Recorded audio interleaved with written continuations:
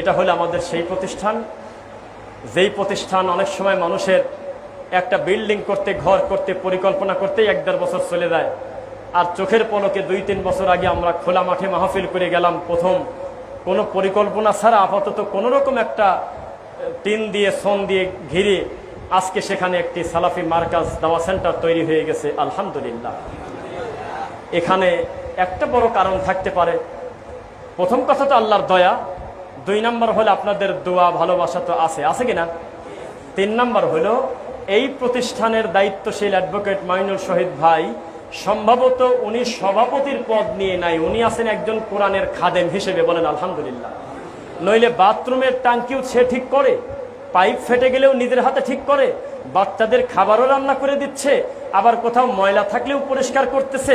এটা বোঝা গেল যে তিনি আত্মা দিয়ে কাজ করে, এটা শ্রম দিয়ে কাজ করে না, এটা ঈমান দিয়ে কাজ করে, আলহামদুলিল্লাহ। বরকত পেতে গেলে নিজেকে খাদেম হতে হয়, নিজেকে একেবারে মাটির সাথে মিশাই দিতে হয়, তাহলে আল্লাহর এই তাওহীদের বাগানটা সুন্দর হয়, আলহামদুলিল্লাহ। 2, আর একটা কারণ হতে পারে, আপনারা একটু শিক্ষা নিয়েন তো ভাই, ক্যামেরা আছে না থাকে কথাটা বলেই ফেলি। সম্ভবত উনি বা এই দায়িত্বশীলরা আমাদের আকীদা যাদের শুদ্ধ, মানহাজ যাদের শুদ্ধ, দুনিয়াবি মানুষ হিসেবে ভুলভ্রান্তি আমাদের সবারই থাকবেই, এ কারণে তিনি হিংসা করে না, এই বাগানে সব রকম ফুলকে ভালোবাসে। এটা হতে পারে একটা কারণ। কেন বললাম জানেন? সিন্ডিকেট চলে মাঠে, ব্যবসায় সিন্ডিকেট চলে না মনে হয়। অপরিচিত একটা জায়গায় যায় একটা ডিমের দোকান দেন তো দেখি, ব্যবসা করেন তো দেখি, বাকি ডিমওয়ালা কি করে।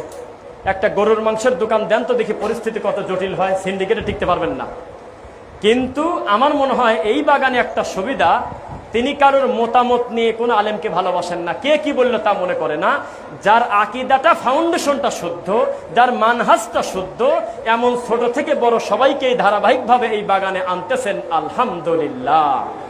এই প্রতিষ্ঠানের সঙ্গে এলেম দিয়ে খেদমত করতেছেন আমাদের আপনার হলো খালেদ বিন দুরুল হুদা হাফিজাহুল্লাহ, আমাদের ভাই।